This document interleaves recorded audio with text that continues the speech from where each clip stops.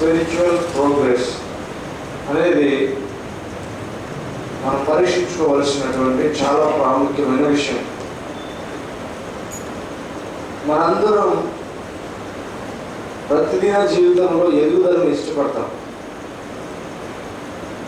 మన ధనం వృద్ధి చెందాలి, మన పిల్లలు బాగా చదువుకోవాలి, మనకు మంచి ఇండ్లు ఉండాలి, మనకు వసతులు కూడాలి, మన అవసరాలు తీరాలి, మన వ్యాధులు పోవాలి, మన ఆరోగ్యం మెరుగుపడాలి, మనం అనుకున్నవి జరగాలి, మన శ్రమలు సమసిపోవాలి, మన కన్నీళ్లు ఆగిపోవాలి, మన నోట వెంట ప్రతిదినం నవ్వులు ఉండాలి, మన ఇంట్లో అందరూ మనతో సమాధానంగా ఉండాలి, మనం ఏమై ఉన్నా కారణం లేకుండా మనల్ని ప్రేమించాలి. అది మన ఆలోచన. మనం కోరుకుంటాం ఇవన్నీ. సహజంగా మనందరికీ ఉండే ఆశ ఇలాంటిది. అయితే దేవుడు కూడా ఆయన కుటుంబంలో ఉన్న మన అందరినీ ఆయన దృష్టితో, ఆయన ఆశతో మనల్ని చూస్తుంటాడు. నా బిడ్డలు ఎదగాలి, మనం మన బిడ్డల గురించి ఆలోచించినట్లు.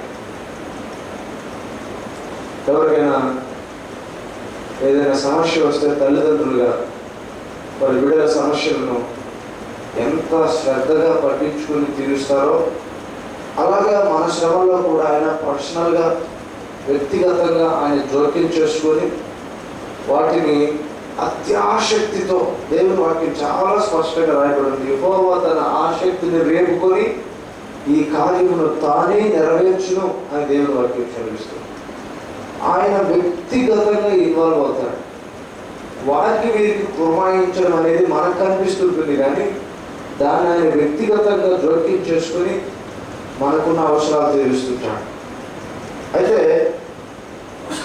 మనం ఎలాగైతే బిడ్డల విషయంలో, కుటుంబ విషయంలో శ్రేయస్సు కోరుకుంటామో, మనం అందరం కూడా ఒక కుటుంబం. ఫైనల్గా మన కుటుంబానికి యజమాని, తండ్రి, మాస్టర్, గురువు, లేకపోతే యజమాని అనేది కరెక్ట్ వర్డ్, మనకు ప్రభు ఒకరు ఉన్నారు. ఆయనే కోరుకుంటారంటే నా ఇంటిలో ఉన్న ప్రతి ఒక్కరూ వారు నా ఆశ నెరవేర్చే విధంగా ఎదగాలి, ఉన్నతమైనటువంటి స్థితిలో ఉండాలి. దేవుని వాక్యాన్ని చూస్తే ఆదికాండం నుండి ప్రకటన గ్రంథం వరకు దేవుడు ఏం కోరుకుంటున్నాడంటే మీరు సంతోషంగా ఉండాలి, సమాధానంగా ఉండాలి, శాశ్వత జీవాన్ని పొందుకొని శాశ్వత కాలానికి ఒక గొప్ప స్థితిలో ఉండాలి, అక్షయమైన స్థితిలో ఉండాలి అని కోరుకుంటున్నాడు. అయితే ఈ మధ్యలో చిన్న చిన్న సమస్యలు, స్వల్పమైన సమస్యలు, అల్పకాల శ్రమలు వచ్చినప్పుడు మనకు ఏమనిపిస్తుందంటే, మరి నన్ను సంతోషంగా ఉండమన్నాడు కదా, నా పక్షాన ఉంటానన్నాడు కదా, నా పక్కనే నిలబడతానన్నాడు కదా, ప్రతిదినం నాతో మాట్లాడతానన్నాడు కదా, మరి అలాంటప్పుడు నాకెందుకు ఈ శ్రమలు వస్తూ ఉన్నాయి? మనకు ఒక స్పష్టమైన ఆలోచన మనందరికీ తెలుసు. అదేమిటంటే లోక ఆచారం ప్రకారం కూడా మనం చూస్తాం, పరీక్ష, ఉన్నతి. ముందు పరీక్ష పెడతారు, తర్వాత ఉన్నతి. ఏ చిన్న విషయాన్ని మనం గమనించినా మొట్టమొదటిగా ఈ రోజే పని స్టార్ట్ చేసిన వాడి చేత ఎవరు పని చేయించుకోరు. ఒక ఇల్లు కట్టించుకోవాలి,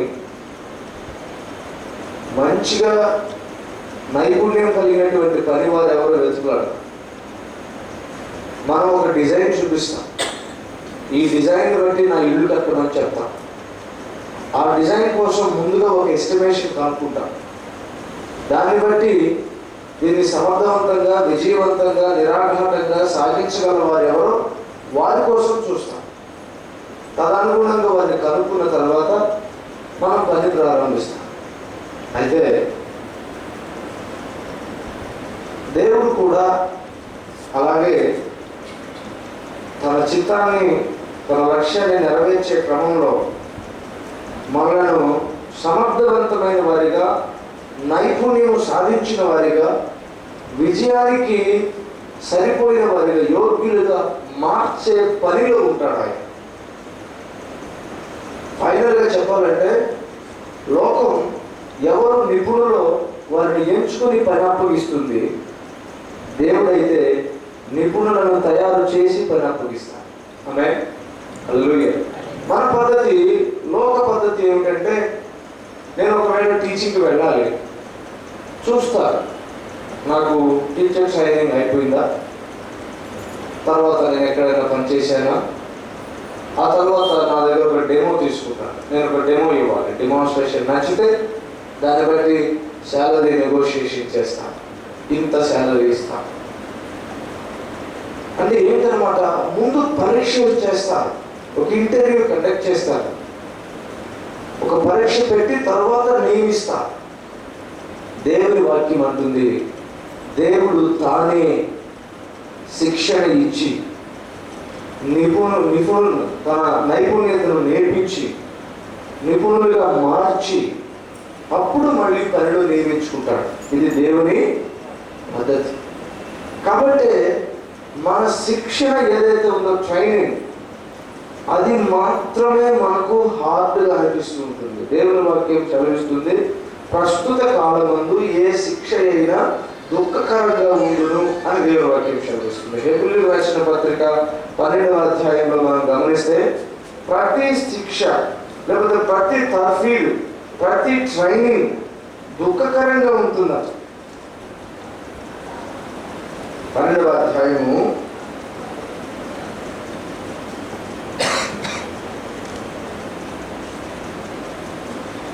8వ వచనం నుంచి చూస్తున్నాం.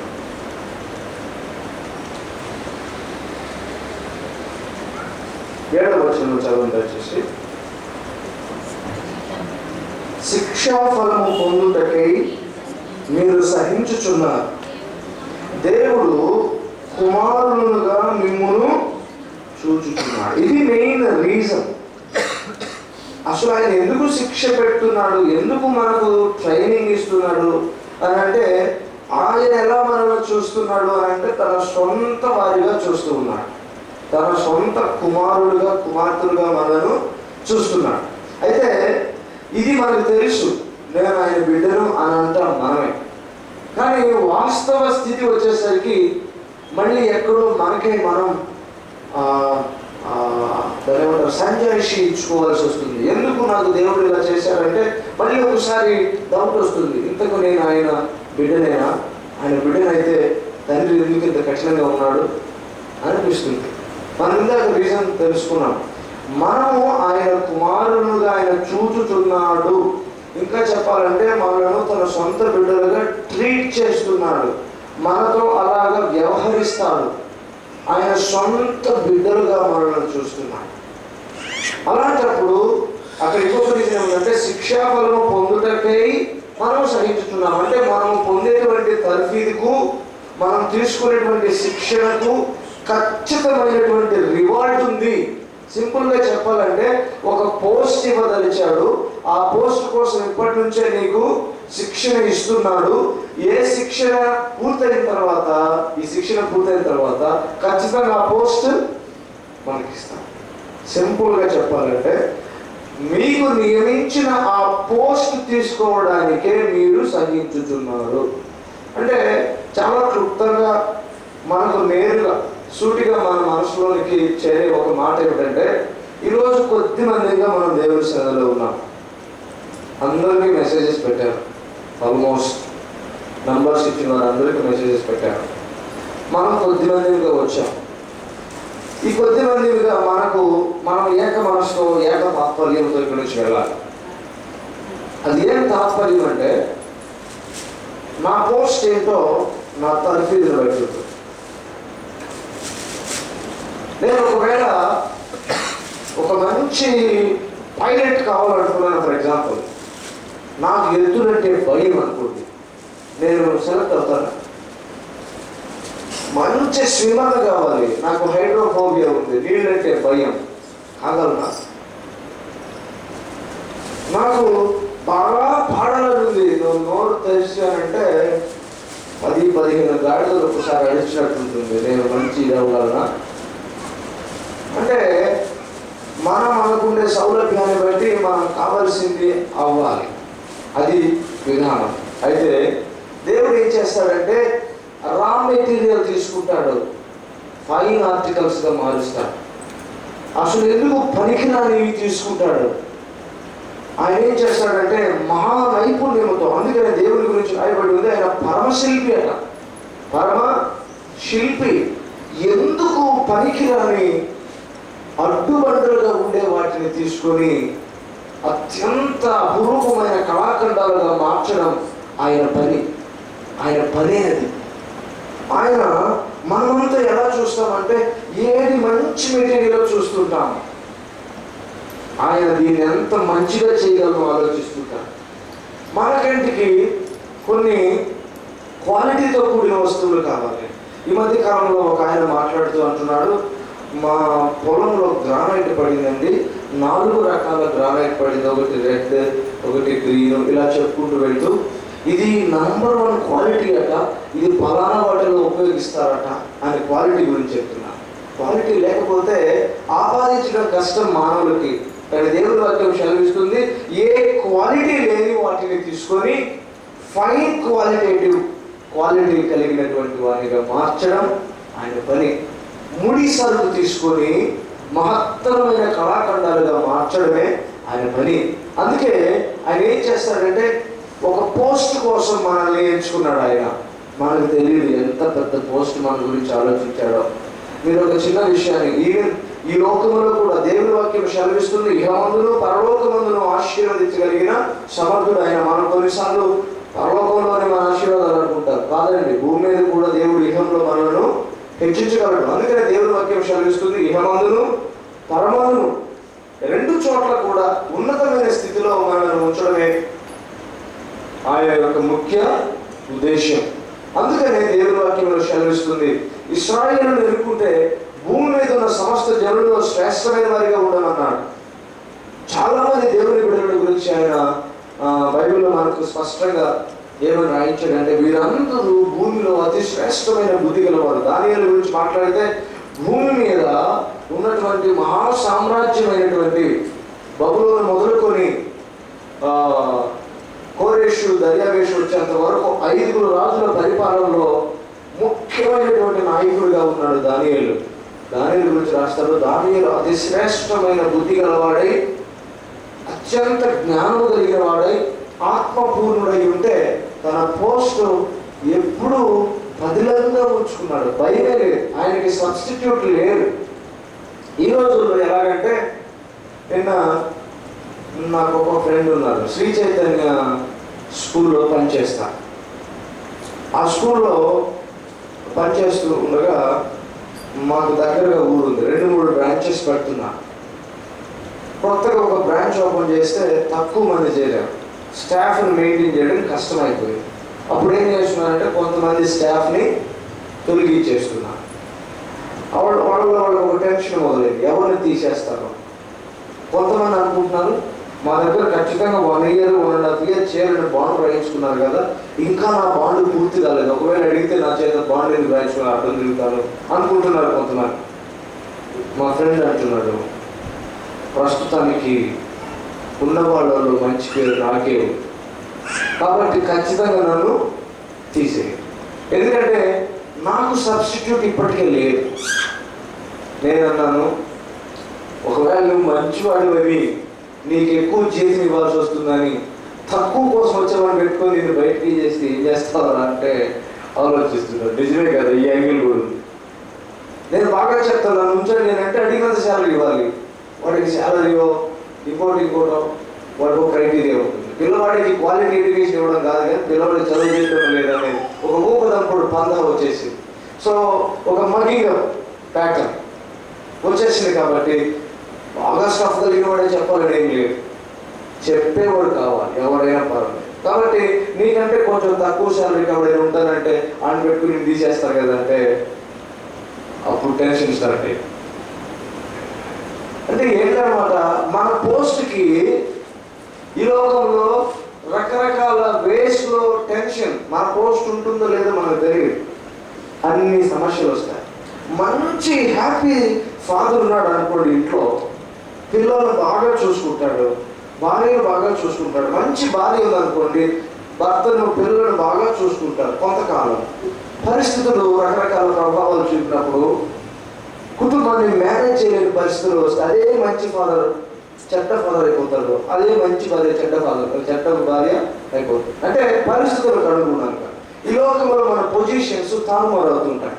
కానీ దేవుడి వాక్యం సెలవిస్తుంది, దేవుడిచ్చే పొజిషన్ అది కాన్స్టాంట్గా ఉంటుంది, అలాగే ఉంటుంది, ఏకనాటిగా కొనసాగేటువంటి పోస్ట్ అది. అందుకే దానియేలుకు ఆయన జీవించినంతకాలం ఆ కోర్టులో మరొకరు సబ్స్టిట్యూట్ లేరు, ఆయనకు బదులు మరొకరు లేరు. అంటే క్రైస్తవ సౌభాగ్యం ఏమిటంటే ఒక్కసారి క్రీస్తుకు లోను అయిన వారికి, క్రీస్తుకు లోబడిన వారికి, క్రీస్తుకు విధేయులైన వారికి ఆయన ఇచ్చే జ్ఞాన వివేక సమృద్ధి అది ఎప్పుడు ప్రత్యేకంగా ఉంటుంది. వారి ముఖము చూసిన వారికి దయ కలుగుతుంది, వారి ముఖము చూసిన వారి హృదయంలో కదలికలు వస్తాయి, వారు మాట్లాడగా మాటలు సంభాషణలు ఉప్పు వేసినట్టుగా రుచికరంగా ఉంటాయి, వారు మాట్లాడితే సమాధానం కలుగుతుంది, హృదయంలో నెమ్మది కలుగుతుంది. వీరిని వదులుకుంటే చాలా నష్టం అనే ఫీలింగ్ వస్తుంది.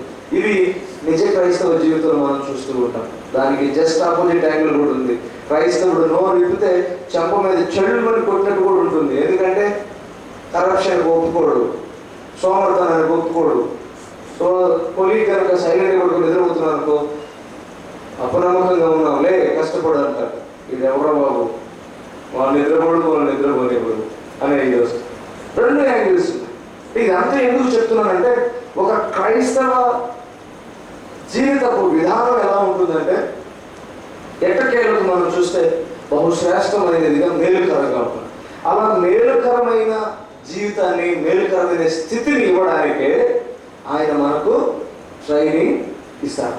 అందుకని మనకి దేవుని వాక్యం చూడండి, శిక్షాఫలము పొందుటకై మీరు సహించుచున్నారు. శిక్షాఫలం అనగానే మనకు కొంచెం నెగిటివ్ సెన్స్ వస్తుంది ఇక్కడ చదవగానే. ఇది నెగిటివ్ సెన్స్ కాదు, చాలా పాజిటివ్ సెన్స్. ఏమిటంటే మీకోసం ఒక పోస్ట్ ఉంది, మీకోసం ఒక ఉన్నతమైన స్థితి ఉంది, అది ఆల్రెడీ నా ఉన్నతమైన లక్ష్యాలను బట్టి, నా ఉన్నతమైన ఆలోచనలను బట్టి నేను సెట్ చేశాను. దానికి మీరు రీచ్ కావాలంటే మీకు కొంత ట్రైనింగ్ తప్పదు.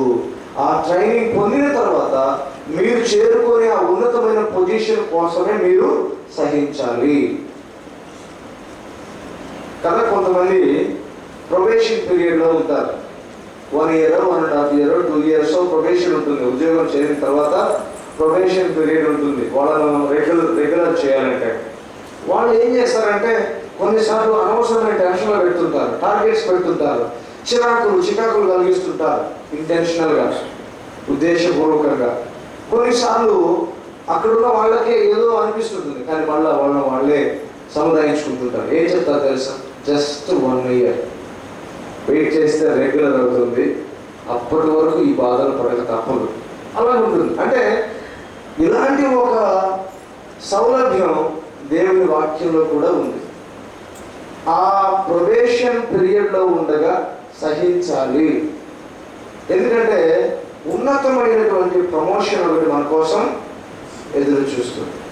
అందుకనే there is no promotion without probation. Probation లేకుండా ప్రమోషన్ లేదు. అందుకని దేవుని వాక్యం అంటుంది పరీక్ష లేకుండా పదోన్నతి లేదు. అందుకనే ఈ శిక్షా ఫలము ఉంది. అయితే కుమారుడైన వారందరూ శిక్షలో పాలు పొందుచున్నారు. చాలా జాగ్రత్తగా గమనించాలి. కుమారుడైన వారందరూ శిక్షలో పాలు పొందుచున్నారు. ఎవ్వరు ట్రైనింగ్ పొందకుండా ఉండడానికి వీలే. సో మనందరికీ ట్రైనింగ్ ఉంది. ఒక్కసారి యేసుక్రీస్తుని మన సొంత రక్షకునిగా అంగీకరించి నా ప్రభువుగా ఉండమని ఆయన బ్రతిమాలుకొని ఆయనలో మన విశ్వాసాన్ని బహిర్గతంగా ఒప్పుకున్న తర్వాత మనకి ఈ ట్రైనింగ్ స్టార్ట్ అవుతుంది. ఆయన బిడ్డలమైతే మనందరికీ ట్రైనింగ్ ఉంటుంది. మన పోస్టును బట్టి మన ట్రైనింగ్ ఉంటుంది. ఎవరు ట్రైనింగ్ లేకుండా లేరు. ట్రైనింగ్ ఎంతకాలం ఉంటుంది? ఎంత పెద్ద పోస్ట్ ఉంటుందో దాన్ని బట్టి ట్రైనింగ్ ఉంటుంది. మనం చాలాసార్లు మన ట్రైనింగ్ని బహుభయంకరమైన శిక్షగా భావిస్తుంటాం. శిక్ష నా పోతుంది, శిక్ష వరకే ఆగిపోతుంది మన ఆలోచన. మనం మన జీవితంలో వచ్చే ప్రతి కష్టాన్ని ఎలా చూస్తామంటే మన మీద కక్ష కట్టి ఎవరో సాధిస్తున్నట్టు చూస్తాం. కానీ మనకి ఇవ్వబోయే గొప్ప పోస్ట్ బట్టి మనకు అంత ట్రైనింగ్ ఇస్తున్నాం. మనం సహించిన వారమైతే మహాధన్యులం. ఎందుకంటే ఆ ఫలం మనం ఖచ్చితంగా పొందుతాం. ఒకవేళ నేను మంచి పైలట్ కావాలనుకొని ఒకసారి ట్రై చేసి నాకు మహా భయం వేస్తుందని నేను వెనక్కి వస్తే నేను ఆ పైలట్ కాగలనా? కాలేదు. అలాగే దేవుడు కూడా మన కోసం ఒక గొప్ప క్యాడర్ ఉంచాడు. మనకు ఉద్యోగస్తులను చూస్తే ఏ క్లాస్ ఆఫీసర్స్, సివిల్స్లో చేసేవారు, నెక్స్ట్ క్యాడర్, అలాగా మనం 4th క్లాస్ ఉద్యోగస్తుల వరకు చూస్తూ అంటే క్యాడర్స్ చూస్తూ ఉంటాం. ఉన్నతమైన క్యాడర్, వాళ్ళు శ్రేష్టమైనటువంటి ఉద్యోగ వర్గం. అలాగే మళ్ళీ స్కావెంజర్స్ వరకు, హీన వర్గం వరకు చూస్తాం. ఆ పోస్టులు ఒక్కొక్కరికి ఒక్కొక్క పోస్ట్. రోడ్లు దానికి ఏమైనా స్పెషల్ ట్రైనింగ్ స్కూల్స్ ఎక్కడ చూశారండి? మరుగుదొడ్లు కట్టడానికి ఎక్కడైనా ట్రైనింగ్ పెట్టినట్టు చూసామా? ఒక స్కూల్కి అప్లికేషన్ పెట్టేవారు నేర్చుకుని చూసామా? ఉండదు.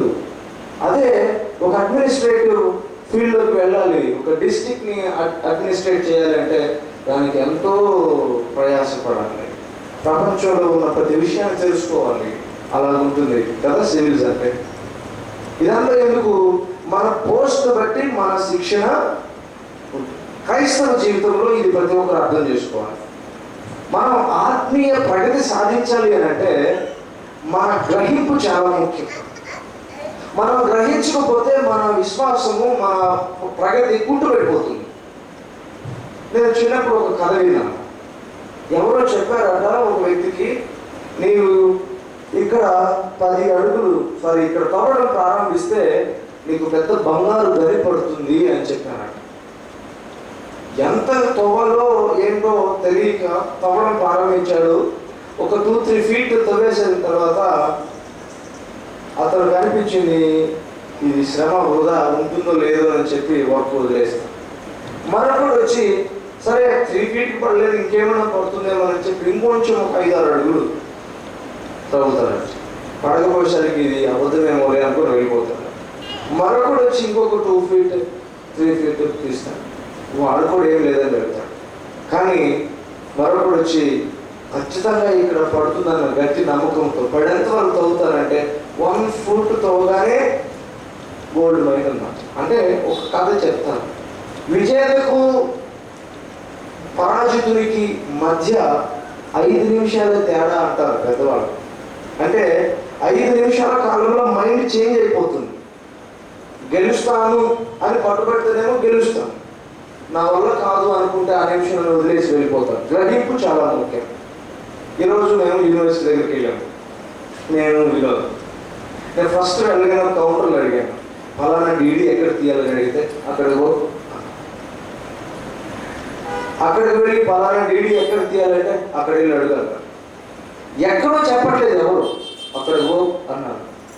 ఈ 2 సమాధానాలు చూసిన తర్వాత వినోద్ వదులుతున్నారు, మనం వెళ్ళిపోదాం ఇంకా నా వల్ల కాదు, ఎవరికైనా ఆ స్టడీ సెంటర్ వాళ్ళకి ఇంకొక 1000 ఎక్స్ట్రా ఇస్తే వాళ్ళే తెచ్చిస్తారన్న, ఈ రిస్క్ అంతా మనం పడక్కర్లేదు. చాలా ఇర్రెగ్యులర్గా బిహేవ్ చేస్తున్నారు, కోపం వచ్చేస్తారు. సహనం ఉండకపోతే కానీ వినోద్ అన్నాడు, ఇక్కడ దాకా వచ్చాయి కదన్నా ట్రై చేద్దాం, హాఫ్ వర్క్ ఈజ్ డన్. అదే చేయకపోతే రేపు సోమవారం లిటిల్ వర్క్ పెండింగ్ ఉంది, అది కూడా అయిపోతుంది. లేకపోతే 2,000 3,000 ఖర్చు పెట్టాల్సి వచ్చింది. ఏంటన్నమాట? సహనం, ముఖ్యంగా గ్రహింపు అవుతుందా లేదా, ఎంతవరకు వచ్చింది. చిన్న చిన్న విషయాన్ని పెద్దవిగా తీసుకోవడం, పెద్ద పెద్ద విషయాన్ని చిన్నవిగా పరిగణించడం అనేది ఓటమికి చాలా దారితీస్తుంది. అందుకనే మన ఓటమిని మనకు దూరం చేయాలంటే ముందు మన గ్రహింపు చాలా ముఖ్యం. దేవుని వాక్యం అంటుంది, కుమారులైన వారందరికీ ట్రైనింగ్. ఎంత గొప్ప ప్లేస్ ఇస్తారో అంత గొప్ప ట్రైనింగ్ కూడా ఉంటుంది. అప్పుడు మనం ఎదుర్కొనే ట్రైనింగ్, మన జీవితంలో మనం ఎదుర్కొనే తర్ఫీదు, మన శిక్షణ ఎంత ఘోరంగా ఉంటుందో, ఎంత కఠినంగా ఉంటుందో మనం ఆలోచన చేసి, ఇంత గొప్ప ట్రైనింగ్ నా గొప్ప పొజిషన్ కోసమే అనుకుంటాను. ఈ విషయంలో నేను మళ్ళీ ఇంకొక క్లారిటీ ఇస్తున్నాను. ప్రతి కష్టము ట్రైనింగ్ కాదు. మళ్ళా అలా కన్ఫ్యూజ్ అవ్వదు.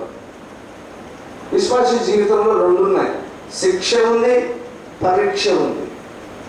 అది రెండో టాపిక్. పరీక్ష ఏమో పదోన్నతికి, శిక్ష ఏమో పశ్చాత్తాపానికి. మనము దారి తొలగినప్పుడు, తండ్రి నుంచి దారి తొలగినప్పుడు, తండ్రి నుంచి అవిధేయులమై దూరంగా వెళ్ళినప్పుడు మనకి శిక్ష పెడతారు దారిలోకి రావడానికి. మనం ఆయన దారిలోనే ఉన్నప్పుడు ఇంకొంచెం దృఢపడడం కోసం, స్థిరపడడం కోసం పరీక్ష పెడతారు. అప్పుడు మనం సహించాలి. అందుకే శిక్ష పశ్చాత్తాపానికి, పరీక్ష పదోన్నతికి. సరే, కుమారుడు కుమార్తెలు అందరికీ ట్రైనింగ్ ఉంటుంది. మనము దేవునితోనే ఉన్నప్పుడు, ఆయన చేయి పట్టుకొని ఉన్నప్పుడు, ఆయన సన్నిధిలోనే ఉన్నప్పుడు మనకు కలిగే ప్రతి ఇబ్బంది మనం ఒక దృష్టితో చూడాలి. ఇది నాకు శిక్షణ అయితే దీనికి తగిన ఫలం నేను ఖచ్చితంగా పొందుతాను. నాకు ఒక గొప్ప పోస్ట్ ఉంది, ఆ పోస్ట్ నాకు రావడం కోసమే నేను ఈ ట్రైనింగ్ తీసుకుంటున్నాను. తర్వాత వచ్చిన చదవండి. మీరు పొందని ఎడల, అనగా శిక్ష పొందని ఎడల దుర్బీజులే కానీ కుమారులు కారు. దుర్బీజులు అంటే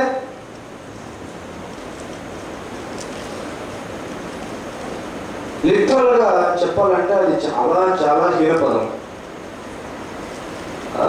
బాస్టర్స్ అని రాయబడింది ఇంగ్లీష్ వైపులో చూస్తే. అంటే ఆ తండ్రికి పుట్టని వారు అని అర్థం. ఆ తండ్రి బిడ్డలు అయితే ఖచ్చితంగా మనందరికీ ట్రైనింగ్ ఉంది. ఇప్పుడు పక్కింటి పిల్లలు సరిగా చదవలేదనుకోండి, పక్కింటి పిల్లలు సరిగా ఉండలేదనుకోండి, నాకేమంట?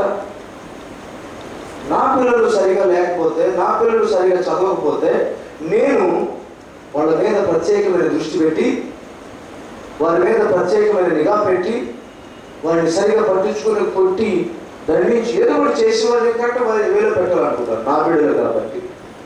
ఎవరి బిడ్డలో మనం ఏదో చేస్తే వాళ్ళు ఎలా ఒప్పుకుంటారు?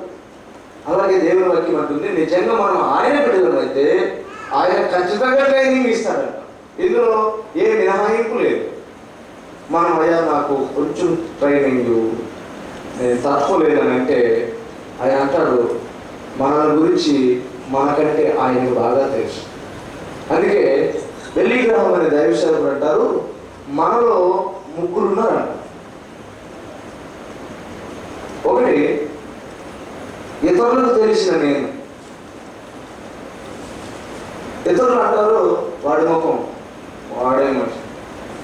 లేకపోతే ఎలాంటి విలువ లేని వాళ్ళైనా చాలా మంచి మనిషి అంటారు. ఇతరులకు తెలిసిన దాన్ని బట్టి మాట్లాడతారు. వాళ్ళు ఉన్నారు. ఇతరులకు తెలిసిన మనం. రెండవది, మనకు తెలిసిన మనమేమనుకుంటాం తెలుసా? కొన్నిటిని నాకు రావు అనుకుంటాం, కొన్ని మనకు వచ్చు అనుకుంటాం. తీరా పరీక్ష చేసుకుంటే వచ్చానవి రావనుకొని వచ్చుంటాయి. కన్ఫ్యూజన్ ఉంటుంది. మనం కొన్నిసార్లు నేను దీన్ని చేయగలను అనుకుంటాం, తీరా చేయలేదు. కొన్నిసార్లు నేను చేయలేనేమో అనుకుంటాను, కొంచెం ట్రై చేస్తే వచ్చేసి ఉంటుంది. అంటే మన గురించి కూడా మనకు పెద్దగా తెలియదు. మూడవది ఉంది, దేవునికి తెలిసిన దేవునికి మన గురించి చాలా చక్కగా. ఎందుకంటే తయారు చేసింది ఆయన, సృష్టించింది ఆయన, దేనికోసం చేశాడో ఆయనకి తెలుసు. ఇప్పుడు డైనమైట్ ఉంది, బండలను పేరు చేస్తాం. పెద్ద పెద్ద ఇండ్లు వాటిని కూలగొట్టడానికి టైం లేదంటే చిన్న బాంబు పెడతాయి. ఆ డైనమైట్ ఎంత పవర్ఫుల్లో చిన్నపిల్లలకు తెలుస్తుందా? తెలియదు. వేరే వాళ్ళకు ఉపయోగించే వాళ్ళకు కూడా తెలియదు కొన్నిసార్లు. దానిలో ఏముంది, ఏం ఎక్స్ప్లోజివ్ ఇంగ్రీడియంట్స్ ఉన్నాయి, ఎందువల్ల అది అలా పేరుతుంది తెలియదు. దాన్ని చేసిన వారికి మాత్రం ప్రతి విషయం క్షుణ్ణంగా తెలుసు. దీన్ని ఎలా చేశాను, ఏంటి, ఎందుకు. అలాగే ఒక్కొక్కసారి మనలో ఉన్నటువంటి అంతర్లీన శక్తి, మనలో ఉన్నటువంటి సామర్థ్యం మనకు కూడా తెలియదు. అందుకే దేవుడు అంటాడు గిద్యోనుతో, పరాక్రమము కలిగిన బలాఢ్యుడా అంటాడు. ఆయన అంటాడు, అయ్యా నేను పరాక్రమం కలిగిన బలాఢ్యున్నా. గిద్యోనుడికి తెలియలేదు. గిద్యోను దేవుడు అంటాడు, మిద్యానీయులను ఒక్క వ్యక్తిని హతమార్చినట్లుగా నీవు హతమారుస్తావు. ఎంతమంది అయ్యా అంటే 10 లక్షల పైచులకు ఉన్న మిద్యానీయుల సైన్యాన్ని ఒక్క మనిషిని హతం చేసినట్లు హతం చేస్తావు. నీలో అంతటి శక్తి సామర్థ్యాలు ఉన్నాయి, నీలో అంత గొప్ప శక్తి ఉంది. దేవుడితో మాట్లాడితే మనకు తెలియని మనకు తెలుస్తాం చాలాసార్లు. అందుకనే మనం దేవుడి సన్నిధిలో ఎక్కువ సమయం ఎందుకు గడపాలంటే మనకు నిజంగా మనం ఎవరో తెలియదు. ఆయన సన్నిధిలో గడిపే కొలది మనం ఎవరో మనకు తెలుస్తుంది. ఆహా, ఇంత గొప్ప శక్తి ఉందా, ఇంత గొప్ప సామర్థ్యం నాలో ఉందా అనే విషయం మనకి ఎప్పుడు తెలుస్తుందంటే దేవుని సన్నిధిలో సమయం గడపగా. ఒక్క చిన్న మాటలో మనం అర్థం చేసుకోవచ్చండి. దేవుడు మొట్టమొదటిగా మనిషిని చేసినప్పుడు అన్నాడు, నీవు ఫలించి విస్తరించి అభివృద్ధి పొంది భూమిని నిండించి దానిని లోపరుచుకొని దానిని ఏలుబడి చెయ్యి అన్నా. ఏంటండి? ఫలించాలి, అభివృద్ధి చెందాలి, విస్తరించాలి, భూమిని నిండించి దాన్ని లోపరుచుకొని దాన్ని ఏలాలి. భూమిని ఏలుబడి చేసేవాళ్ళుగా చేశాడు దేవుడు మనుషులు. ఇంకా చెప్పాలంటే దేవుని ప్రతినిధులుగా సృష్టిని పరిపాలన చేయడానికి దేవుడు చేశాడు. ఇంకా చెప్పాలంటే ఈ సృష్టికి మనను కిరీటంగా చేశాడు. We are the crown of creation. ఈ క్రియేషన్ మొత్తానికి మనమే మొదట. దేవుడి వాక్యం చాలా స్పష్టంగా సెలవిస్తుంది, మనలో ఉన్న శక్తి మనకు తెలియదు. అందుకనే దేవుడు అంటాడు, నేను చెప్తాను, నేను వెలుగులోకి తీసుకొస్తాను. చెప్పడం మాత్రమే కాదు, ఆ శక్తిని వెలుగులోకి తీసుకుని రావాలంటే ఖచ్చితంగా ట్రైనింగ్ కావాలి. ఎవరో చెప్పారండి, మైక్ టైసన్ అంట చిన్నప్పుడు చాలా పిరికోడట, చాలా భయస్తుడట, ఎవరి మీదకి ప్రతి వాళ్ళు కొట్టేవాడట. ఏదో ఒక రోజు తనకు ఉన్నట్టుండి విపరీతమైన కోపం వస్తే ఫ్రస్ట్రేషన్లో తట్టుకోలేకపోతే దెబ్బ కొట్టి అవతల వాడు 2 రోజులు లేదు. అప్పుడు తెలిసిందట తనలో తన శక్తి. ఈరోజు మైక్ టైసన్ పవర్ ఏంటో తెలుసా? ఒక్కసారి కనుక గుద్దాడంటే 12 పౌండ్లు 7 అంతస్తుల నుంచి పడేసినంత అంత దెబ్బ తగ్గుతుందట. అంటే గట్టిగా గుద్దాడంటే ఆ వచ్చే ఫోర్స్ అలాంటి వాడు చచ్చిపోయి ఉంటాడు, దెబ్బ తగలకుండా. అలాంటి శక్తి ఉపయోగిస్తారు మైక్ టైసన్. మైక్ టైసన్ తెలియదు అంతకు ముందు అంత శక్తి ఉందన్న విషయం. ఒక ట్రైనింగ్ మీరు ఈ మధ్యకాలంలో చూసుంటారు. బుదియా అనే ఒక పిల్లవాడు, బుదియా 45 కిలోమీటర్లో ఏమో 60 కిలోమీటర్లు పరిగెత్తాడు.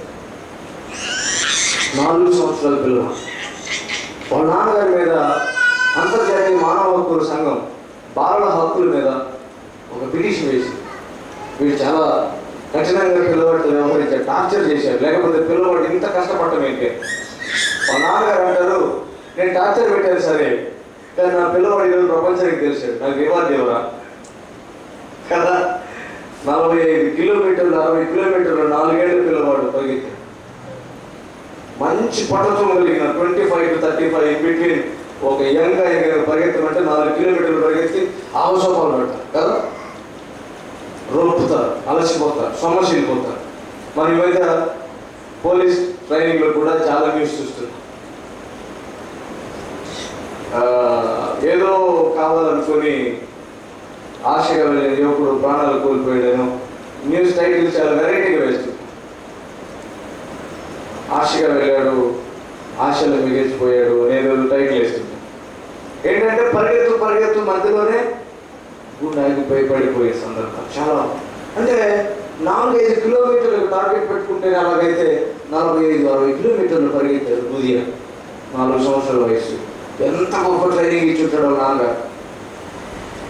ఇంకా మీకు విషయం ఏంటంటే చైనా ఒలింపిక్స్ గేమ్స్ పెడతారు. ఈ ఒలింపిక్స్లో అత్యధికమైన మెడల్స్ ఎవరికి వస్తాయంటే చైనా వాళ్ళకి వస్తాయి. ఏంటి చైనా వాళ్ళు చేసేటువంటి పని అంటే చిన్న చిన్న పిల్లల్ని 2-3 ఏళ్ల నుంచి ప్రతి ఇంట్లో నుంచి ఒకరు తీసుకెళ్ళిపోతారు. వాళ్ళకు 2-3 ఏళ్ల నుంచే సెపరేట్గా ట్రైనింగ్ ఇస్తారు. వాళ్ళకి చదువు సంగతి ఏముంటారు. ఒక పిల్లవాడిని కింద పడేసి ఆ కాలు మీద ఒక ట్రైనర్ అయితే తొక్కుతున్నాడు, పిల్లవాడు కేక పెడుతున్నాడు, టీవీలో చూపిస్తున్నాడు. వాడి కాళ్ళు విరిగిపోతాయా లేదా అనేది కూడా ఆలోచిస్తారు. విరిగిపోతే వాళ్ళు కాళ్ళు లభిస్తారు. పిల్లవాడు గొప్పవాడు కాదు, వాడు ఒలింపిక్ సాధించాలి, వాడు గోల్డ్ మెడలిస్ట్ కావాలి, అదే కావాలి. ఇది ఏంటనమాట అంటే అంత వికృతంగా కఠినంగానే కాదు, కానీ ఒక టార్గెట్ ఉంది వాళ్ళకు, ఒక లక్ష్యం ఉంది, ఒక్కటే గోల్, ఇక రెండవది లేదు. ఆత్మీయ ప్రగతిలో మనకున్న ఒకే ఒక టార్గెట్ ఏంటంటే క్రీస్తులాగా మారిపోవటం. హల్లెలూయా. క్రీస్తులాగా మారిపోవటం, ఆయన సమస్వరూపంలోనికి మారిపోవటం, ఆయన సంపూర్ణతలోనికి మనం వెళ్ళడం. అందుచేత మనకు ఖచ్చితంగా ట్రైనింగ్ ఇస్తాడు. కుమారులైన వారు అందరూ ట్రైనింగ్ తీసుకోవాలి. అలా కుమారుడు కాకపోతేనే ట్రైనింగ్ లేదు, ట్రైనింగ్ లేకపోతే కుమారుడు కానట్లు అని దేవుడు వాక్యం లేక. అయితే ఇక్కడ ఒక మాట చూడాలి. మరియు శరీర సంబంధమైన తండ్రులు మనకు శిక్షకులై ఉండిరి, వారి యందు భయభక్తులు కలిగి ఉంటుంది. అట్లయితే ఆత్మలకు తండ్రి అయిన వారికి మరి ఎక్కువగా లోబడి బ్రతకవలెను కదా. మన ట్రైనింగ్ లో ఈ లోకంలో మన తల్లిదండ్రులు మనల్ని రకరకాలుగా పనిష్మెంట్ వేసి సరైన దారిలో పెట్టినప్పుడు మనం ఏం చేస్తాం? వాళ్ళతో కోఆపరేట్ చేస్తాం, లొంగిపోయి వాళ్ళు లోబడి వారితో మనం సహకరించి విధేయులుగా మనం వ్యవహరిస్తాం. దేవుని వాక్యం అంటుంది, ఆత్మలకు తండ్రి అయిన దేవునికి మరి ఎక్కువ భయభక్తులు చూపించి మనము లోబడవలను కదా, అలాగ బ్రతకవలను కదా అని దేవుని వాక్యం సెలవిస్తుంది. మరొక మాట చూడండి ఇక్కడ, వారు కొన్ని దినముల మట్టుకు తమకిష్టము వచ్చినట్టు మనల్ని శిక్షించిది కానీ మనము తన పరిశుద్ధతలో పాలు పొందవలనని మన మేలు కొరకే ఆయన శిక్షించుచున్నాడు. ఈ అవగాహన, ఈ గ్రహింపు మనకు వచ్చినప్పుడు మనం ఎంతైనా సహిస్తాం. ఈ గ్రహింపు రానప్పుడే సరుగుడు గొడుగుడు. ఈ గ్రహింపు రానప్పుడే మనం వెనక్కి చూస్తాం. ఆయన అంటున్నాడు, ఇదిగో ఆయన పరిశుద్ధతలో పాలుపంపులు పొందడం కొరకే, మన మేలు కొరకే మనల్ని శిక్షిస్తున్నాడు, మన కోసం మేలే ఉంది అంటున్నాడు. అయితే మనం గమనిద్దాం, చూడండి. మరియు ప్రస్తుతమందు సమస్త శిక్షలు దుఃఖకరముగా కనబడనే గాని సంతోషకరముగా కనబడదు. అయినను దాని యందు అభ్యాసము కలిగిన వారికి అది నీతి అను సమాధానకరమైన ఫలమిచ్చును. కాబట్టి వడలిన చేతులను సడలిన మోకాళ్ళను బలపరచుడి, మరియు కుంటికాలు వెనక బాగుపడు నిమిత్తము మీ పాదములకు మార్గములను సరళము చేసుకొనుడి. ఇది స్పిరిచువల్ ప్రోగ్రెస్. మన ఆత్మీయ గ్రహింపే మన ఆత్మీయ ప్రగతికి నాంది. మనం గ్రహించిన తర్వాత దాన్ని పాటిస్తాం. వాస్తవానికి సెషన్ స్టార్ట్ చేసాం. మనం కొంతమేర ఒక ఇంట్రొడక్షన్ చూసిన తర్వాత ఈ ఆత్మీయంగా మనం ఎంత దూరం వెళ్తున్నాం, మనం ఎంత ప్రగతి సాధిస్తున్నాం అనే దాని మీద వాక్యంతో మనం పోల్చుకుందాం. అయితే ఇప్పుడు ప్రస్తుతం ఇంకా నాకు 10 నిమిషాలు సమయం ఉంది. ఆ తర్వాత చివరి ప్రార్థనలు ఉంటాయి కనుక 10 నిమిషాల్లో కొంత సమావేశం చేయాలనుకుంటున్నాను. దేవుని వాక్యం ప్రస్తుత కాలం ముందు మనం అనుభవించేటువంటి శిక్ష అది దుఃఖకరముగా కనబడునే గాని సంతోషకరముగా కనబడదు. దుఃఖము కలిగేటట్లుంటుంది, శాంతి సమాధానము, లేకపోతే కొన్నిసార్లు మనకు అన్నీ కోల్పోయినట్లుగా అనిపిస్తుంటుంది. జీవితమే ఒక రకమైన నిరాశ నిస్పృహతో నిండిపోయినట్లు అనిపిస్తుంటుంది. దేవుని తోడు మనతో లేదేమో అన్నట్టు అనిపిస్తుంటుంది. అయితే దేవుని వాక్యం అంటుంది, ప్రస్తుత కాలం అలాగ అనిపిస్తుంది, కానీ ఆ శిక్ష ఫలము నిజంగా అది ఎంతో శ్రేష్టమైనది. దేవుని వాక్యం అన్నట్లుగా దాని యందు అభ్యాసము కలిగిన వారికి నీతి అను సమాధానకరమైన ప్రతిఫలము ఇచ్చును. అభ్యాసం కావాలంట. అభ్యాసం అంటే డైలీ ఎక్సర్సైజ్. శిక్ష అనేది ఒక రోజు, 2 రోజుల, 3 రోజుల అని కాదు, నెలల, సంవత్సరాల తెలియదు. మనకు ఎంత గొప్ప టార్గెట్ ఉందో మన ముందు, మన కోసం ఎంత ఉన్నతమైన స్థితి ఆయన మన కోసం నియమించాడో ఆ స్థితిని చేరుకోవడానికి కావలసిన అర్హత వచ్చినంత వరకు మనకు ప్రతి దినము దాని యందు అభ్యాసము చేయాలి. నేను మొన్న విన్నాను, ఒక వ్యక్తి అట ఈ వేదములు చదువుకోవడానికి 12 సంవత్సరాలు వేదములో ఉన్నటువంటి శ్లోకాలన్నీ నేర్పిస్తారట. 12 సంవత్సరాలు ప్రతి దినం వాళ్ళు బైహార్ట్ చేస్తారు. ఆ 12 ఏళ్ల తర్వాత ఏది మాట్లాడడానికి రాదు వాళ్ళకు, అది తప్ప అలాగైపోతారు. అవే మాట్లాడతారు. నోరు తెరిస్తే 100ల కొలది శ్లోకాలు అలా చెప్పేస్తూ ఉంటారు. మనకు ఆశ్చర్యం కలుగుతుంది. మనం కూడా అలాగే బైహార్ట్ చేసామనుకుంటే బైబిల్ ఎంత శ్రేష్టమో నాకు అనిపిస్తుంటుంది. ఆశ్చర్యంగా దేవుడు ఒక పాలసీ తీసుకొని వచ్చి, వేరే కోర్సెస్ ఏం లేవు పిల్లలకి, ఈ ఫస్ట్ క్లాస్ విచిత్రం అండి, lad school, pre school, nursery, LKG, UKG, ఇంకా ఆకేజీ, ఈకేజీ, ఆ తర్వాత ఫస్ట్ క్లాస్. ఫస్ట్ క్లాస్లో కొన్ని స్కూల్స్ ఉన్నాయి, శ్రీనిధి లాంటి స్కూల్స్. నర్సరీ నుంచి ఎల్కేజీ పిల్లవాడికి 6 లక్షలు సింపుల్గా. వాళ్ళు ఏం చేస్తారంటే ముందే తల్లిదండ్రులకు టెస్ట్ చేస్తారు. తల్లిదండ్రులకు ఎంతవరకు చదవచ్చు, వాళ్ళ జెనెటికల్ క్వాలిటీస్ ఎలా ఉన్నాయి, వాళ్ళకి జబ్బులు వస్తాయి తరచు. పిల్లల్ని ఏ హాస్పిటల్ చూపిస్తారు, జలుబైనా అపోలోకి తీసుకెళ్తేనే మా స్కూల్కి తీసుకురమ్మంటారు. ఏ కారు వాడతారు, మళ్ళీ స్పేస్ తక్కువ ఉంటే వాళ్ళకి సఫోకేషన్ ప్రాబ్లమ్స్ వస్తాయి. లేదు మరీ వైట్ కార్ అయితే వాళ్ళు దాంట్లో ఆటలాడుకోవడానికి అలవాటు పడిపోతారు. వాళ్ళు కొన్ని బ్రాండ్స్ చెప్తారు, ఆ కారే కొనుక్కోవాలి మనం, ఇలా ఉంటాయి. అవి ఒక ఫన్నీ ఫిలాసఫీ అది. కానీ ఇలాంటి టార్గెట్స్ పెట్టుకొని మనం చూస్తే, ఎందుకు చెప్పాను పిల్లల కోసం అలాంటి పందలు ఒకటి ఉంది. అవసరమైనవన్నీ నేర్పిస్తాను. అవసరమైనది నేర్పిస్తాడు లేదు తెలియదు, కానీ ఎన్నెన్నో చెప్తారు. అలాగే మనం కూడా కొన్ని సంవత్సరాల పాటు అదే ట్రైనింగ్లో ఉంటే ఫైనల్గా మనకు అన్నీ తెలిసిపోతాయి. ఇక లోకంలో మనం ఎలా జీవిస్తామంటే సెవర్డ్ కండిషన్లో, పూర్తిగా లోకం నుంచి వేరైపోయిన జీవితాన్ని జీవిస్తాం. ఆ జీవితం అంత సులభంగా రాదు.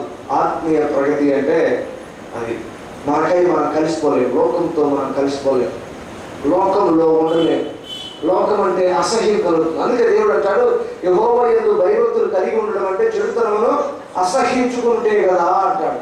చెడుతనం అసహ్యించుకునే గుణం వచ్చిందండి మనకి. ఇంకా ఇమాందారీగా, యథార్థంగా చెప్పండి, చెడుతనాన్ని నేను విసర్జిస్తున్నాను, అసహ్యించుకుంటున్నాను. లోకంలో ఉన్నదంతా అదే, దాన్ని నేను అసహించుకుంటున్నాను. నేను క్రీస్తు కొరకు జీవించాలని పరిపూర్ణంగా నేను ఆయనకి లోబడి ఆయన మాటలే ఆచరిస్తున్నాను అనే స్థితిలో మనం ఉన్నాము. ఎలాగంటే చెడుతనాన్ని అసహించుకోవడం ఎలాగా మనకు అకష్టం కావాలంటే, ఒక్కోసారి మనం త్రోవ వైపు వెళ్తుంటాం, ఏదో ఒక యానిమల్ చనిపోతుంది, విపరీతమైన దుర్గంధం వస్తుంది, వెంటనే ముక్కు మూసుకుంటాం, అబ్బా అనేస్తాం. మన సిటీలో, మన ప్రపంచంలోని క్లీనెస్ట్ సిటీ హైదరాబాద్, మన సిటీలో ఎక్కడ లేని డర్టీనెస్ అంతా మన సిటీలోనే చూస్తాం. మనం ఇంటీరియర్స్కి వెళ్తే ఎక్కడ చూసినా డంపింగ్ యార్డ్సే ఉంటాయి. చుట్టూ మళ్ళీ ఇళ్ళు ఉంటాయి, హై క్లాస్ ఇళ్ళు ఉంటాయి, మధ్యలో డంపింగ్ యార్డ్ ఉంటుంది. ఆ వైపు నుంచి వస్తుంటే ట్యాంక్ బండ్ దగ్గర ఉంది ఒకటి, ఆ స్నో బోర్డ్ దగ్గర ఇందాక మేము వస్తున్నాం. ఎంత దుర్గంధం అంటే ఒకవేళ బయటికి కనుక ఆ ఫ్లైయింగ్ కెపాసిటీ ఉంటే అలాగే గాల్లో లేచి ముందుకు పోవాలన్నంత దుర్గంధం. ఏం చేస్తాం మనం? వెంటనే ముక్కు మూసుకుంటాం, తట్టుకోలేమన్నంతగా. అలా కాన్షియస్ అయిపోవాలి. చెత్త వచ్చిందంటే తట్టుకోలేకపోవాలి. అందుకే దైవదాసులు ఉన్నప్పుడు అంటుండేవారు, పౌలు భక్తుడు అంటాడు, నేను కోరిన దానిని చేయలేకపోతున్నాను, కోరని దానిని చేస్తున్నాను, నేను చేయాలి అనుకున్నదాన్ని మేలైనది నాకు తెలిసి చేయలేకపోతున్నాను, మేలు కానిది చేస్తున్నానంటే చేస్తున్నది నేను కాదు కానీ నాలో ఉన్న పాపం. ఏదో నియమం నాలో ఉండి పాపం వైపు నన్ను ఈడ్చుతున్నది, మరలు కలుపుతున్నది. అయ్యో, దౌర్భాగ్యమైనటువంటి మృతతుల్యమైనటువంటి ఈ శరీరం నుంచి నన్ను ఎవడు తప్పించగలడు? అయ్యో, ఒక రకమైనటువంటి బాధ. దేవుని వాక్యం అంటుంది, చెడుతనమును అసహించుకోవడం. చెడు వస్తుందనగానే అసహించుకొని దూరంగా పారిపోవడం. ఈ మెచ్యూరిటీ, ఈ ప్రోగ్రెస్, ఈ ఆత్మీయ ప్రగతి ఎప్పటికి వస్తుంది? దేవుని వాక్యం అంటుంది. ఇప్పుడు మనకు కావాల్సినవి చాలా కొద్దిమంది వచ్చారు. నాకు చాలా ఆశ్చర్యంగానూ ఆనందంగానూ ఉంది. ఎందుకంటే మీరు సెలెక్టెడ్ అండ్ ఎలెక్టెడ్. ఎందుకంటే కొద్దిమంది ఉంటే టీచింగ్ బాగా చేయొచ్చు, ఎక్కువ మంది ఉంటే ప్రీచింగ్ బాగా చేయొచ్చు. ఇప్పుడు ఇది టీచింగ్. దేవుని వాక్యం అంటుంది,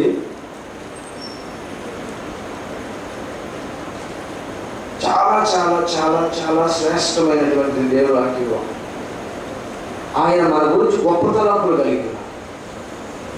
ఆయన మన కోసం ఇప్పటికే ఒక పెద్ద పోస్ట్ అరేంజ్ చేసి ఉన్నారు. మన కోసం గొప్ప గొప్ప ఆలోచనలు కలిగి ఉన్నారు. దానికోసం ఆయన పని ప్రారంభించాడు. ఆయన ఏర్పాటు చేశాడు. ఆయన వేదికలు అలంకరించాడు. జస్ట్ కోఆపరేట్ చేయమంటారు. ఆ కోఆపరేషన్ కూడా మధ్యలో మనకి చాలా చాలా ఇబ్బంది. దేవుడి వాక్యం అంటుంది, ఆల్రెడీ అన్ని థింగ్స్ ఆయన ప్రీ అరేంజ్ చేసేసాడు. ఇప్పుడు ఏమన్నాడంటే ఫైనల్గా మనకు ప్రస్తుతం ముందు ఆయన ఇచ్చే శిక్షణ దుఃఖకరంగా అనిపించిన, మనం దాన్ని సహించినప్పుడు మనకు వచ్చేటువంటి ఫలము సమాధానకరమైన అతి శ్రేష్టమైన నీతిలో సమస్తమైనవి ఉన్నాయి. ఎందుకంటే దేవుని వాక్యం అంటుంది, మొదటిగా ఆయన నీతిని రాజ్యాన్ని వెతకండి, అప్పుడు మీకు ఈ లోకంలో ఉన్న సమస్తము మీకు కావలసిన ప్రతి ఒక్కటి అని సమకూరుస్తాయి. యాక్చువల్గా దేవుని వాక్యం చాలా సింపుల్. ఫస్ట్ స్టెప్ ఫెయిత్తో, ఒబీడియన్స్తో ఒక స్టెప్ మనం ముందుకు వేయడమే తరువాత పనులు ఆటోమేటిక్గా జరుగుతాయి. ఆయన అన్నాడు, నామాను మీ ఊరిలో చాలా చాలా నదులు ఉండుండొచ్చు, కానీ మాకంటే పెద్ద పెద్ద నదులు ఉండుండొచ్చు, కానీ నేను చెప్తుంది ఏంటంటే మా పిల్లకాలంలో నదిలోకి పోయి 7 సార్లు మునిగాయా. ఆయన అన్నాడు, ఆయన బయటకు వస్తాడు అనుకున్నాను, నా మీద చేయబెట్టాడు అనుకున్నాను, నన్ను తాకి శుద్ధి చేసి బాగు చేస్తాడు అనుకున్నాను, ఇట్లాంటి నదులైతే నేను అక్కడే మునకపోయాను. ప్రక్కనే సేవకుడు అన్నాడు, ఇంత సింపుల్గా చెప్తుంటే చేయవేంటయ్యా. ఆయన ఏమన్నాడు, ఆ నదిలోనికి వెళ్ళి మునుగమన్నాడు. ఒబీడియన్స్తో, వినయంతో, లోబడి ఒక్క స్టెప్. కొన్నిసార్లు ప్రతిదీ కూడా మనకు జుగుసాకరంగా అనిపిస్తుంటుంది, అయిష్టంగా అనిపిస్తుంది, కొన్ని కష్టంగా అనిపిస్తాయి. కానీ దేవుని వాక్యం అంటుంది అదే సింపుల్. ఫైనల్గా దాని ఇంపాక్ట్ మాత్రం, దాని ప్రభావం చాలా చాలా ఎక్కువగా. దేవుని వాక్యం అంటుంది, నాకు 5 చివరి 2-3 నిమిషాలు మనం ఇంట్రడక్షన్ చూస్తూ ఉన్నాం. ఎట్టకేలకు మనం ఏమి కావాలనుకుంటామంటే ఆత్మీయ ప్రగతి మనం టెస్ట్ చేసుకోవాలి. ఒకసారి ఎందుకు మళ్ళీ ఈ మాటలు దేవుడు మన దృష్టికి తీసుకుని వచ్చాడు ఆలోచన చేయాలి. మనం అందరము శిక్షలో ఉన్నాం, ఏదో ఒక శిక్షలో ఉన్నాం. ఆ శిక్షలో మనం స్పష్టంగా గ్రహించవలసింది, మళ్ళీ మనకున్న గొప్ప ఫ్యూచర్ కోసం. అందులో దేవుడే ప్రత్యక్షంగా తన తండ్రి కుమారుడు కుమార్తెలుగా మనల్ని ఎంచుతూ మనకు శిక్షణ ఇస్తూ ఉన్నాడు. ప్రస్తుతం దుఃఖకరంగా ఉన్న అత్యంత సంతోషకరమైన సమాధానకరమైన నీతి అన్న ఫలం పొందుకోవడానికి మనం సహించాలి. దేవుడు ప్రశ్నిస్తూ ఉన్నాడు, ఆ ఫలం పొందడం కొరకే మనం సహించాలి. సహిస్తున్నామా? అయితే మొదటి యోహాను పత్రిక, చివరిగా 2 నిమిషాలు అయిపోతుంది. మొదటి యోహాను పత్రిక 2వ అధ్యాయము 12 నుంచి 14 వచనాలు చదువుతున్నాం. చాలా చిన్నగా స్పష్టంగా చదవండి. చిన్న పిల్లలారా, ఆయన నామం బట్టి మీ పాపములు క్షమించబడినవి గనుక మీకు రాయుచున్నాను. తండ్రులారా, మీరు ఆది నుండి ఉన్నవారిని ఎరిగి ఉన్నారు గనుక మీకు రాయుచున్నాను. యవనస్తులారా, మీరు దుష్టుని జయించి ఉన్నారు గనుక మీకు రాయుచున్నాను. మళ్ళా రిపిటేషన్. చిన్నపిల్లలారా, మీరు తండ్రిని ఎరిగి ఉన్నారు కనుక మీకు రాయుచున్నాను. తండ్రులారా, మీరు ఆది నుండి ఉన్నవారిని ఎరిగి ఉన్నారు కనుక మీకు రాయుచున్నాను. యవనస్తులారా, మీరు బలవంతులు, దేవుని వాక్యము మీ యందు నిలుచుతున్నది, మీరు దుష్టుని జయించి ఉన్నారు కనుక మీకు రాయుచున్నాను. ఇక్కడ ఈ విషయాన్ని చాలా జాగ్రత్తగా గమనించాలి. జస్ట్ మనం చదివి ఒక చిన్న ఇంట్రడక్షన్ తీసుకొని దేవుడు అనుకూలపరిచిన మరొక సమయంలో ఈ వచ్చిన మీ అందరూ ఏం మాట్లాడుకున్నామో మనసులో పెట్టుకోవాలి. ఇది కూడా ఆత్మీయ ప్రకటన. నెక్స్ట్ టైం ఇలాగే మెసేజ్ పెట్టినప్పుడు ఇక్కడ నుంచి కంటిన్యూషన్ ఉంటుంది. ఇప్పుడు నెక్స్ట్ సెషన్కి ఇక్కడ మనం ముగిస్తున్నటువంటి మాట ఏమిటంటే, ఆత్మీయ ప్రగతిలో, ఆత్మీయ ఎదుగుదలలో, ఆత్మీయ ప్రోగ్రెస్ 3 స్టేజెస్ చెప్తున్నా. ఇవి చిన్నపిల్లలకి, యవనస్తులకి, తండ్రులకి మాత్రమే చెప్పేది కాదు. దీనిలో మరొక మీనింగ్ ఏంటంటే, చిన్నపిల్లలు, ఆత్మీయంగా చిన్నపిల్లలు, ఆత్మీయంగా యవనస్తులు, ఆత్మీయంగా తండ్రులు తల్లులు. ఇప్పుడు మన ఆత్మీయ ప్రోగ్రెస్, మన ఆత్మీయమైన ప్రగతి, మన ఆత్మీయ వృద్ధి, ఎదుగుదల చిన్నపిల్లల నుంచి యవన దశ నుంచి తల్లుల దశకు పోవాలి. ఆత్మీయంగా అంటే పరిణితి వయసు. ఇప్పుడు అబ్రహాము మొదట్లో ఆయన పిలుచుకున్నప్పుడు అబ్రహాం కూడా చిన్నపిల్లవాడే, చాలా తప్పుడుగులు వేశాడు. అంటే 70 సంవత్సరాలు 60 సంవత్సరాల వయసులో బయటకు వచ్చాడు కదా, ఆయన ఏం చిన్నపిల్లవాడు అంటారు. విశ్వాసంలో చిన్నపిల్లవాడిగానే బయటకు వచ్చాడు. బయటకు వచ్చిన తర్వాత విశ్వాసాన్ని నేర్చుకోవడం ప్రారంభించాడు. విశ్వాసంలో అనేక ఒడిదుడుకులు ఎదుర్కొన్నాడు. విశ్వాసంలో అనేక తప్పుడుగులు కూడా వేశాడు. విశ్వాసంలో నేర్చుకుని బలం పొందుకుంటూ విశ్వాసంలో జయించడం స్టార్ట్ చేశాక ఒకనాడు అబ్రహాం మనకి తండ్రిగా అర్హత సాధించాడు. ఇప్పుడు మనం ఏమంటున్నాం? అబ్రహాం యొక్క వారసులం మనం అని చెప్పుకుంటాం, గర్వంగా చెప్పుకుంటున్నాం. విశ్వాసంలో ఆ ప్రోగ్రెస్ అనేది ఇక్కడ మనకు మెన్షన్ చేస్తున్నాడు. చిన్నపిల్లలారా, యవనస్తులారా, తండ్రులారా అని ఒక 3 స్టేజెస్ చెప్తూ ఉన్నాడు. చిన్నపిల్లల యొక్క క్వాలిటీస్, యవనస్తుల యొక్క క్వాలిటీస్, అలాగే తండ్రుల యొక్క క్వాలిటీ గురించి మాట్లాడుతున్నాడు. మనలో ఇక్కడ ఉన్నటువంటి వారు ఇంకా చిన్నపిల్లలుగా, మొన్న మన ప్రసంగంలో చెప్పుకున్నాం, దేవుడు చిన్నపిల్లల కోసం చూస్తున్నాడు. చిన్నపిల్లల మనసు పోలేని వారి కోసం చూస్తున్నాడు. అలాగని ఆత్మీయ ప్రగతిలో వెనకబడిపోయి మరుగుజ్జులాగా చిన్నపిల్లలకు అలా కాదు. దానికి ఒక క్లారిటీ మనం నెక్స్ట్ వీక్ ఎప్పుడు మనకు అవైలబుల్ టైం దేవుడు సేవకులు చెప్తారు, దాన్ని బట్టి కంటిన్యూ చేస్తాం. ఈ ఆత్మీయ ప్రగతిలో చివరి ప్రశ్న పరిశుద్ధాత్ముడు మనకే హెచ్చరిక చేయనుగాక. ఈ ప్రశ్న వేసుకున్నప్పుడు సమాధానం ఇవ్వడానికి దేవుడు మనకు సామర్థ్యం దయచేయనుగాక. మనం చిన్నపిల్లలమా, యవనస్తులమా, తండ్రులమా? కొంతమంది అయితే ఇప్పటికే బోధకులు కావలసినది, కొంతమంది అయితే ఇప్పటికే లోకాన్ని, దుష్టుని జయించి ఉండవలసినది, కొంతమంది అయితే తండ్రిని మరి ఎక్కువగా ఎరిగి ఉండవలసినది. ఇంకా చిన్నపిల్లలుగా ఉన్నామా, యవనస్తులుగా వచ్చామా, తండ్రులయ్యామా? ఈ క్రానలాజికల్ ఏజ్ని బట్టి కాదు, అంటే దినదినం మనం ఎదిగే ఈ ఏజ్ని బట్టి కాదు. చాలామంది క్రీస్తులో మనకున్న ఏజ్ అండ్ ఎక్స్పీరియన్స్ చూడాలి. నేను ఒకసారి ఒక సంఘానికి వెళితే ఈ గతంలో చెప్పాను, ఆ పాస్టర్ గారు ఎవరండి మీరు? నేను ఒక దైవ సేవకుడు. ఏంటి పాస్టర్? పైకి కిందకు చూసి నేను చిన్నపిల్లవాడుగా ఉన్నా, ఆయన చాలా పెద్దవాడు.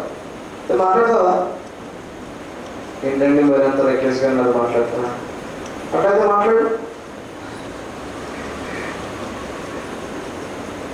అంటే చాలామంది ఎలా చూస్తారంటే వయసు పైకి ఎలా కనిపిస్తుందో చూస్తారు, దాన్ని బట్టి కాదు దేవుడు అంతే.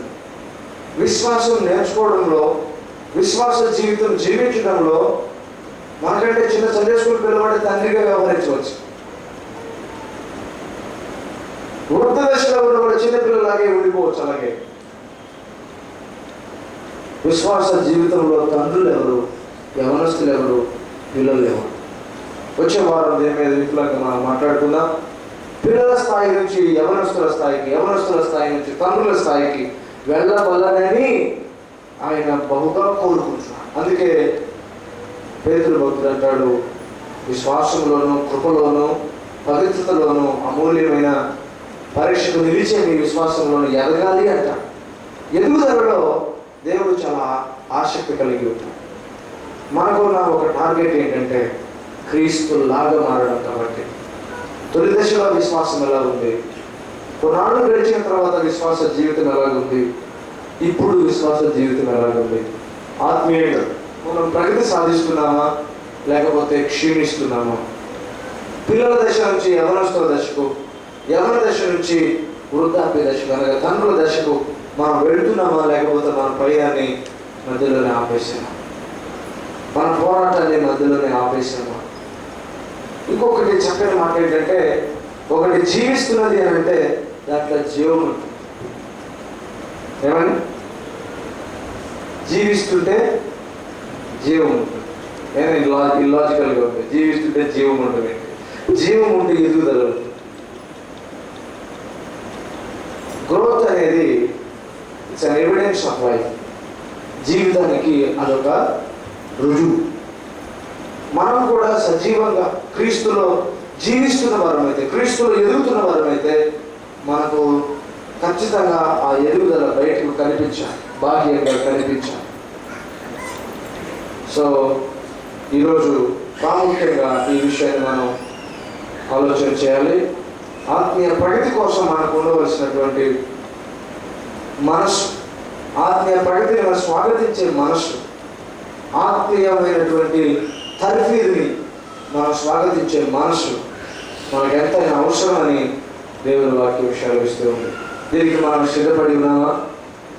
వచ్చే సమయంలో, మరో సమయంలో మనం దీన్ని కంటిన్యూ చేద్దాం. దేవుడు అనేకమైన తలంపులతో, అనేకమైన ఆలోచనలతో మనల్ని సంధించి మరింత ఆత్మీయ పరిపక్వత వైపు మనం నడిపించినట్లుగా కృప చేయను గాక. మరో సమయంలో సిద్ధపడి సిద్ధ మనస్కులమై ఇప్పుడు ధ్యానం చేసినటువంటి వాక్యాన్ని సరిచూసుకుంటూ మనలో మనం ఆపాదించుకుంటూ ఆ వాక్యానికి అనుగుణంగా జీవించడానికి మనం ప్రయత్నం చేస్తూ మరో సమయంలో పాల్గొనకపోగదాం.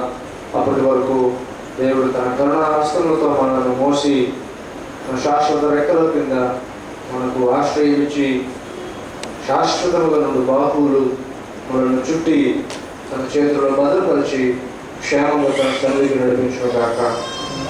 దేవుడు మనందరినీ ఆశీర్వదించిన గాక.